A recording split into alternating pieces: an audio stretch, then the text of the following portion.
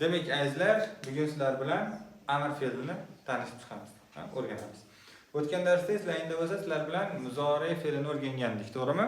Muzori fe'li haqida qisqacha gapirgandik va uni qo'llab gaplar tuzishda ko'rgandik, to'g'rimi? Bugun endi Xudo xolasa ana shu muzori fe'lidan amr fe'li, ya'ni buyruq fe'lini yasash va uni gapda qo'llashni o'rganamiz. Tushunarlimi? Tayyormisizlar? Xo'p. Yaxshi. Amr fe'li demak bu buyruq. Buyruq nechanchi shaxsga beriladi odatda? Ikkinchi shaxsga beriladi xolos. Tushunarli? Buyruq bu ikkinchi shaxsga beriladi. Birinchi va uchinchi shaxsga buyruq emas, u boshqa bo'ladi. Tamam? Istak bo'ladi. Bizda shunaqa istak mayli deyiladi. Tamam? Demak, buyruq bu ikkinchi shaxsga, ya'ni muxotobga beriladi. Tamam? Muxotobga buyruq berilar ekan. Va uni qil yoki buni qilinglar deb birli ikkilik ko'plikda bemalol qo'llay olamiz. Faqatgina ikkinchi shaxs. Tamam? Hozir shuni qanday yasashda ko'rib chiqamiz. Tamam? Tayyormisizlar?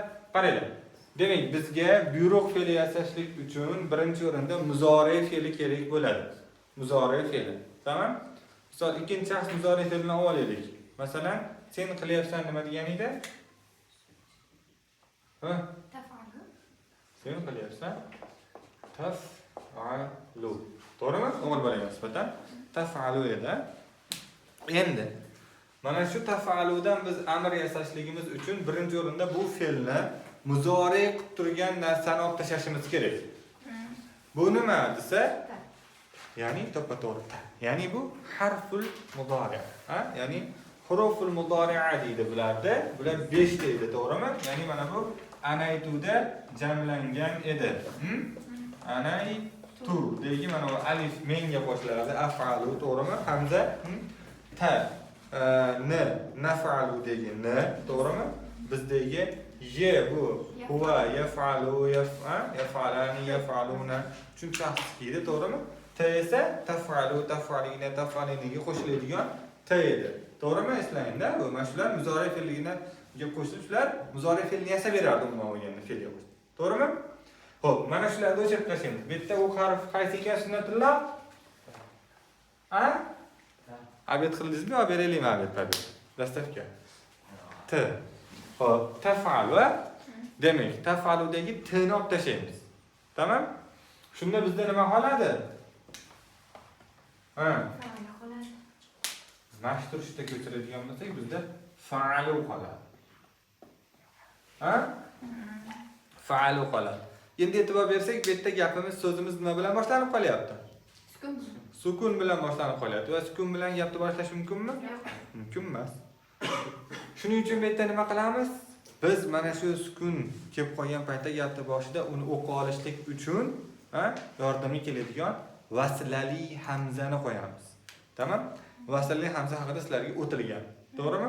Qat'iy hamza bor edi, vaslali hamza bor edi. Ularning yozilishi, qachon qanaqa hammasini ko'rib chiqqanmiz sizlar. To'g'rimi? Endi vaslali hamzani demak qo'yamiz ekan. Vaslali hamza bilasizlar, o'qilmaydi ham, yozilmaydi ham. Bir ikki holatdan tashqari. To'g'rimi? Endi qaranglar. Vaslali hamzani mana qo'ydik. Xo'p, yaxshi, qo'yildi. Bunga endi bizda hozir bitta muammo qoladi. Qaysi harakatda beramiz degan muammo qoladi. Tamam? Qaysi harakatda beramiz? Harakatlarni ikkalasidan qaysi biriga o'limada to'g'ri nimada kuchliroq bo'lsa, bir yaxshi bo'lib qoladi.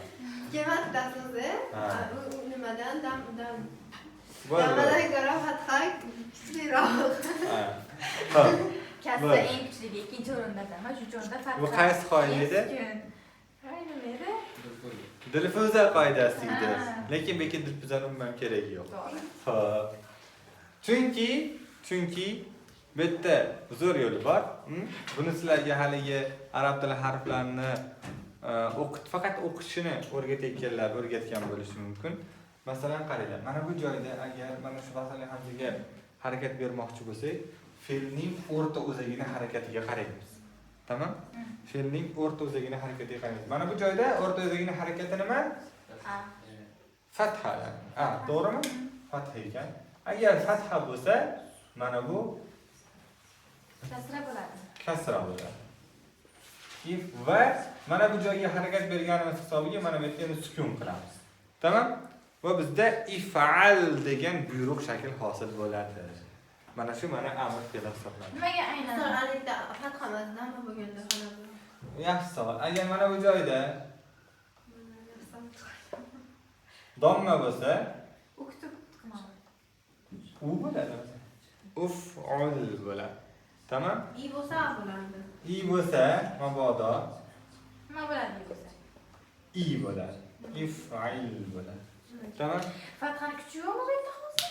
Ha, ya'ni fathani kuchi ham yo'q va mana bu shakl Hech kim. talaffuzga ham oson. Tushundinglar? Mana shu hisobiga, demak, I bo'lsa ham I, U bo'lsa U, A bo'lsa ham I shaklda ochiladi. Demak, i. Nimaga A bo'lmadi dedinglar-ku savol? Berdik. Berdinglarmi? Chunki azizlar Javohir Mirzo telefonni bezib qo'yib qo'ygandan keyin mana bu shakl keladi bizda. Mana bu de shakl bor. Af'alun min. Af'il degan boshqa bobning nimasi bor? Amri bor. Mana bu mana af'il, mana bu fa'laniki emasda.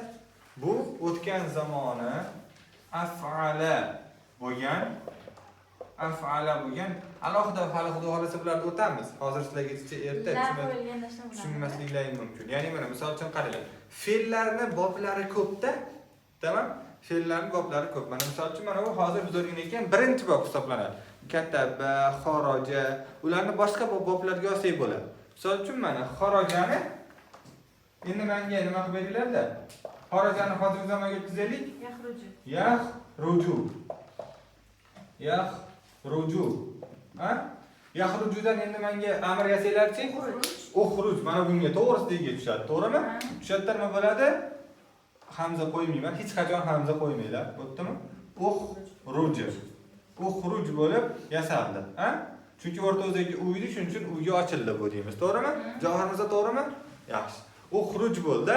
To'g'rimi sizlar? Endi xuddi shu xarajani boshqa bobga olsak, misol uchun mana af'ala bobi bor. Af'ala bobida bu axroja bo'lib qoladi. Tabiiyki ma'nosi ham o'zgaradi. Xaraja nima degani? Chiqdi. Axroja bo'lsa chiqardi bo'lib qoladi. Ya'ni bu boshqa bobda umuman. Shu ham ma'no ham o'zgaradi, tamam? Xarajadan yasalgan, ya'ni bu yerda mana asl o'ziga 3 ta, mana bu joyda fe'lning asli 4 ta, 4 tali fe'llar bilan. Mana bu 3 ta harfli fe'l, mana bu 4 ta harfli fe'l deyiladi. Fe'l rubai deyiladi, mana bu sulasi deyiladi. Tamam? Va mana bu joyda endi axroja chiqarmoq degan umuman xarajadan boshqa fe'l.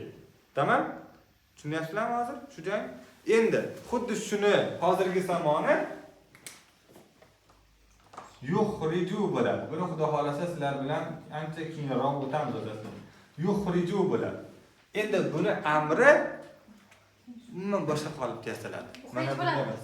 Yo'qda. Mana shu joyda mana yuxrijudan mana bu holatga olamiz. Axrijmi? Olsak, axrij bo'ladi. Chiqar degan. Tushundinglar?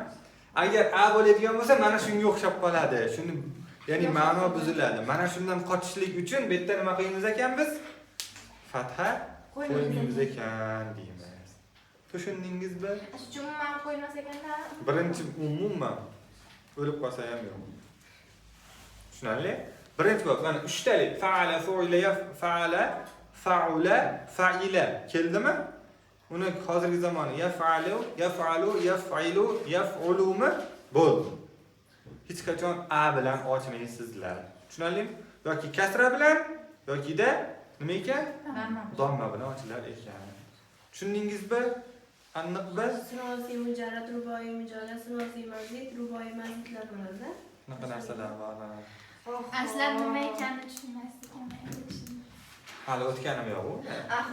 O'tmasangiz ham tushuntirib qo'ying. Axboro yo'q beruv ham mashaq ekanda. Ha, shular mana. Axboro ham xuddi shundan chiqadi. Buni xudo xolasa sizlar bilan kengaytirib, har bitta bobni ma'nolarini chiqarib o'tamiz. Bu juda keng nimalar. Misol bitta xudo xolasa fe'l boblarini o'rganib olsanglar, ancha-muncha joylarni bemalol tarjima qilib tushunib ketadi. Chunki masalan shunchaki fe'l boblarini qolipini o'rgatib qo'ymayman, xudo xolasa.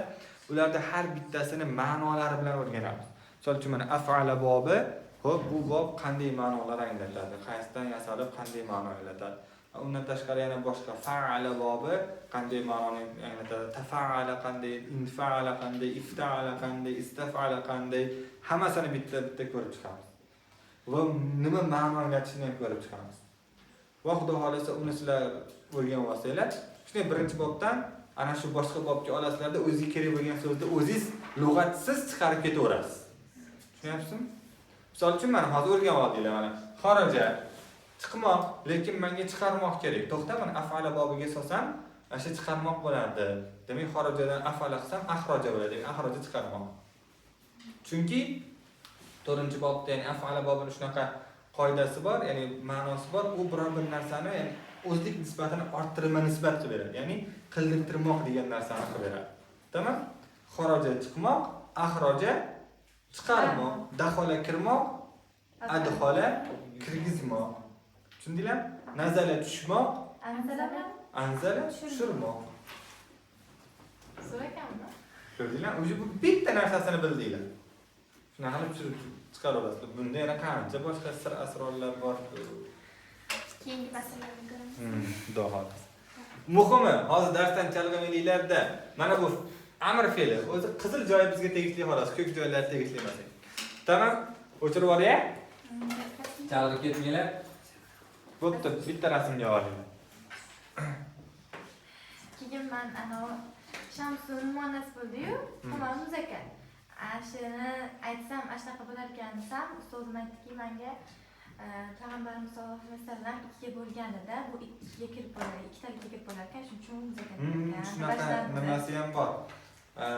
Shunaqa dalili ham bor. Shuning uchun dunyoda yagona bo'lgan so'zlar muannasdir degan qoida qo'llab-quvvatlanadi. Shuning uchun, chunki oyda yana bitta nimasi bor deyiladi. Tamam? 2 ga bo'lgan, 2 taga kirib bo'lgan. Endi bu nimalar? Muhimi nima deydi?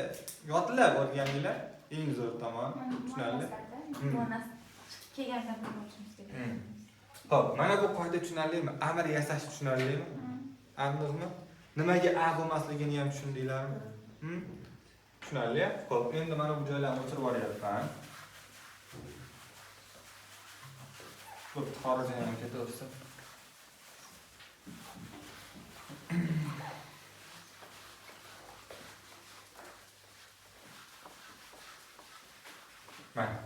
Demak, mana shunday qilib amr yasadik, lekin hozir yozib bo'ldinglarmi sizlar? Bo'pti, sizlarga javob bo'lmasa, keyingi safar birinchi vazifa ertaroq kelish. Iloji bo'lsa 12 da kelinglar.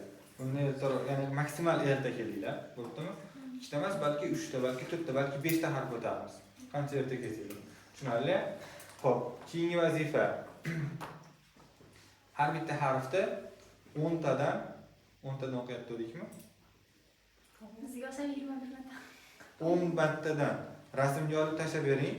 Hozir yoki telefonlarga rasmga olinglar. Bo'ptimi? Hozirda o'zida olinglar. Guruhga tashlaysiz. Xo'p, har bitta harfni 10 martadan o'qib, galasoy qilib guruhga tashlaysizlar. 10 ta galasoy nunga, 10 ta galasoy tga. Xo'p, o'zingiz bitta o'zingiz 20 ta galasoy tashlashingiz kerak. Siz 20 ta, siz 20 ta. Tushunarli? Va uyda har bitta harfni xatda ko'rishni 3 qatordan yozib kelish kerak. Har bitta o'qiganingizni tashlaysiz. Bo'ptimi? Shu sirga qilib bittani 20 marta forward qilib qo'ymanglar, bo'ptimi? Uni bittada bilib olaman.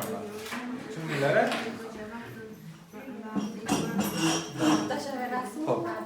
To'xtang. Oshpizasiz bo'lishi mumkin, uni olganimda olib kelib beraman. Bo'ptimi? Kitobning pulligini to'shdan bilmayman, deyapman. Olganimda olib kelib beraman, bizasiz bo'lishi mumkin. Tushunarli? Xo'p. Rasmga olib tashlab qo'yinglar, o'zingizga boshqa. Guruhga rasmga olib tashlab qo'yinglar, shu o'qib mana bunga tashlab qo'ying. Xo'p. Nima deyaptik?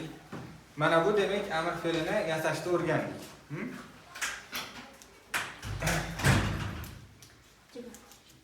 Mayli, xo'p, yarim soat vaqtimiz bor?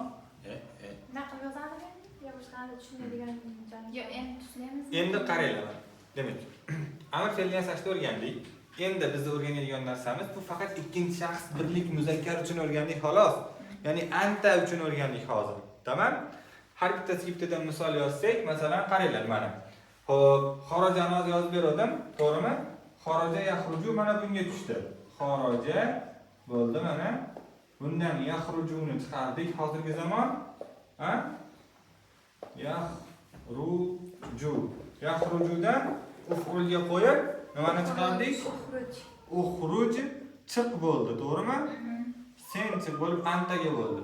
Endi if'ilga misol yozadigan bo'lsak, masalan mana jalasa bundan nimani yasaymiz? Yajlisu. Bundan ijlisga qo'yamizmi? If'ilga qo'ysak nima hosil bo'lar ekan? Ijlis. Yani jalasa yajlisu o'tirmoq, ijlis nima bo'ldi? O'tir bo'ldi. Nima deyapsiz, Zaynabxon? Tushunyapsizmi? Tamam. Xo'p, endi if'alga ham bitta misol yozsak, masalan, fataha yaftahu. Yaftahudan nima hosil bo'ladi? Iftah hosil bo'ladi. Qattan yozasiz. Iftah. Nima? Uxruj, ijlis. Qayerdan? Yaxshi savol. Ya'ni mana buni uligini, buni iligini va fataha yaftahuni aligini qayerdan bilib olyapmiz? To'g'rimi? Men yodlaganman. Asiyotlash orqali bilganamizmi? Eng zo'r usuli shu yodlab o'rganish. Men misol uchun bunga biror bir qoida ko'rmaganman ham, o'rganishni xohlamayman ham. Chunki bu ko'proq yoddan o'rganiladi. Misol uchun qoidalar bo'lishi mumkin, ular nisbiy baribir. Shuning uchun eng yaxshi narsa bunga yodlab olasizlar. Qanday yodlab olamiz? Men boshida Baranov degan lug'at bor telefonimizda. Bu ya'ni arabus degan lug'atda, arabcha ruscha lug'at.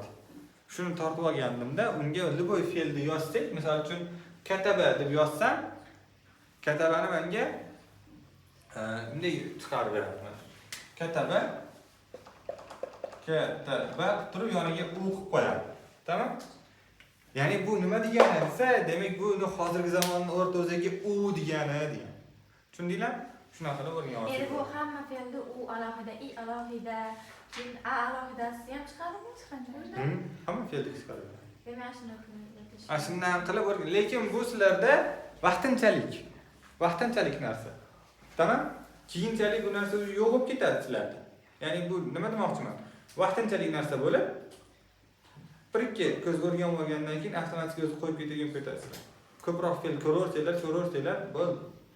Buni xudo xolasa bemalol o'rganib ketasizlar. Tamam? Tushunarlimi?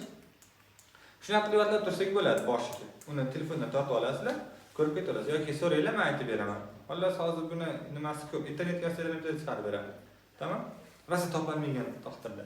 Xo'p, shunday qilib yodlab ketamiz ekan. Tushunarlimi? Xo'p, yaxshi. Bu endi mana yasadik.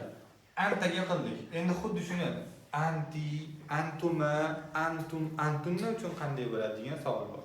Sunnatulloh qanday bo'ladi? Desak, uni oddiy bitta amri formulasi bor, qolibi bor, shunga qo'yib qo'yamiz. Bu ham xuddi shunaqa yasalgan bo'ladi. U tayyor yasalgan bo'ladi. Biz mana buni hozir mana harakat qo'yishda yaxshi tushunib olsak, u tomonni bemalol qo'yib ketaveramiz. Buni yaxshi tushundinglarmi? O'chiraveraymi?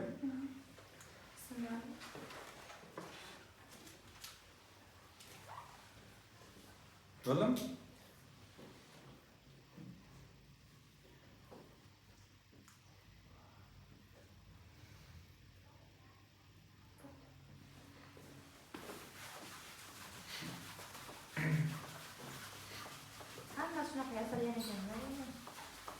Ya'ni bu narsalar hammasi g'oyri notiqillar.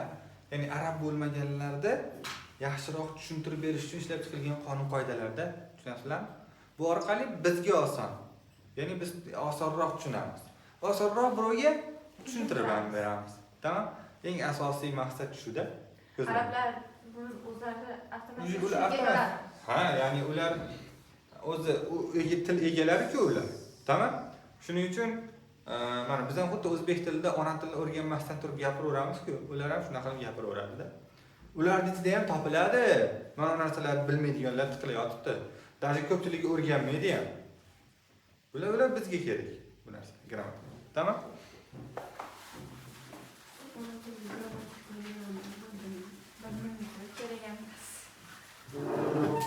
Ona tilini o'rganamaysan. Nimaga kerak ona tili? Mana ayol tilini o'rganing deb tushundim.